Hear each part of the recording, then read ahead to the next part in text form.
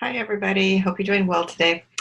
I'm reaching out today to any of those women that are experiencing mood swings or anxiety, fatigue, low sex drive, and sleep disturbances. All of these symptoms are symptoms of perimenopause. As we enter into our 40s and 50s, we begin to start seeing these symptoms of menopause. And there's a number of things that can be done about it. But today I wanted to talk about progesterone. Many of these symptoms are due to the fact that we do have an imbalance of estrogen to progesterone. And that happens as we start getting into our perimenopause years. Progesterone does affect a lot of these symptoms that I just mentioned. And reasons for you having low progesterone is there's a few different reasons for it, but today I'm going to talk about one of those reasons, and I'm going to give you 3 tips of what you can do to boost your progesterone today. So it's something that you can do for yourself. You don't need to go to the doctor to get a prescription for HRHT.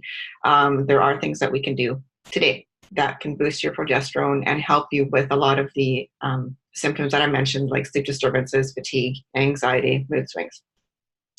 So why do we have low progesterone?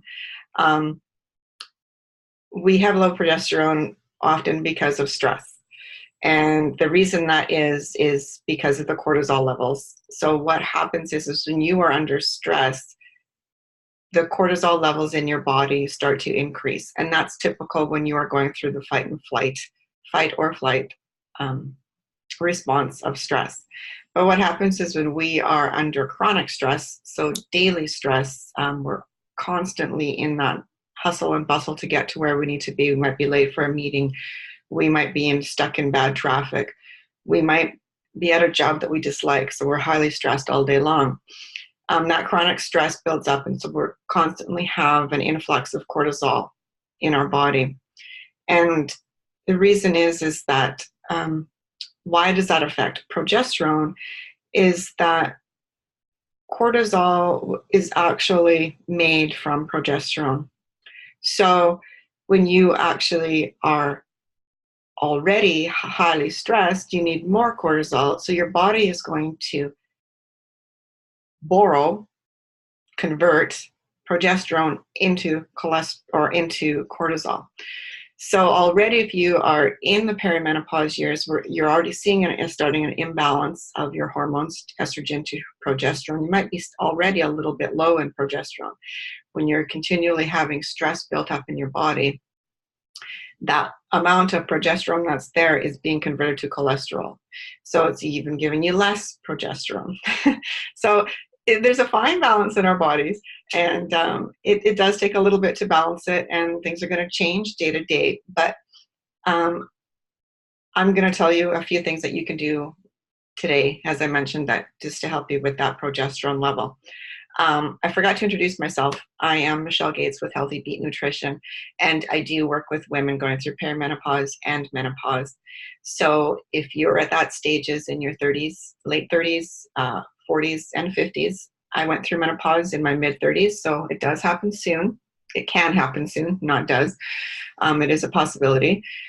But yeah, if you're in that stage and you would like a bit of assistance, I have a lot of great articles on my website, healthybeat.ca, and that's in the root vegetable.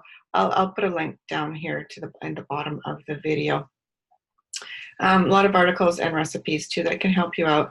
But I'm also here to chat anytime you want. I do offer free 30-minute calls. So if you do want to have a call over online or through the phone, I am happy to set up a call for you to see if you and I can work together. And we can just chat about some of your symptoms if you like. So getting back to what we can do today to help our progesterone levels. And clearly, I just talked about one of them, and it's stress. So managing stress. So that's a big one. What can you do today to help manage that stress? Now, there's lots of different stress techniques out there. There's different apps. Personally, I like to get outside every day and go for a walk, get some movement, get fresh air in my lungs. It is cold this time of year, so Yeah, do you can. Mild exercise too is a nice stress release.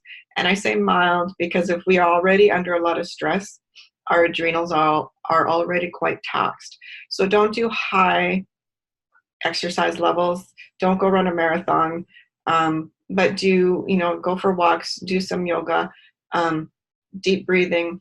Meditation's great. Some mild exercise, but don't hit the gym really hard, especially if you're very fatigued, because that fatigue may be a sign that your adrenals are overtaxed already if you do have high stress, and that may just make it worse. So just be careful on that one.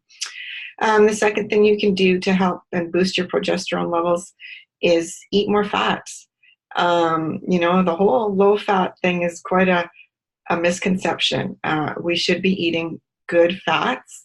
All of our hormones are actually made from cholesterol, so we need that natural good fats in our diet to make progesterone, to make estrogen, to make all the sex hormones, all of our hormones really. All of our cells also have phospholipid bilayer in them, and that is made with fats. So by good fats, I mean your avocado, your nuts, your seeds, your coconut oil, grass-fed butter, fatty fish, high-quality meats, organic meats, all very good for you. So, and the last thing, there's a few different herbs that can help as well. Vitex is one that's great. It raises progesterone by secreting,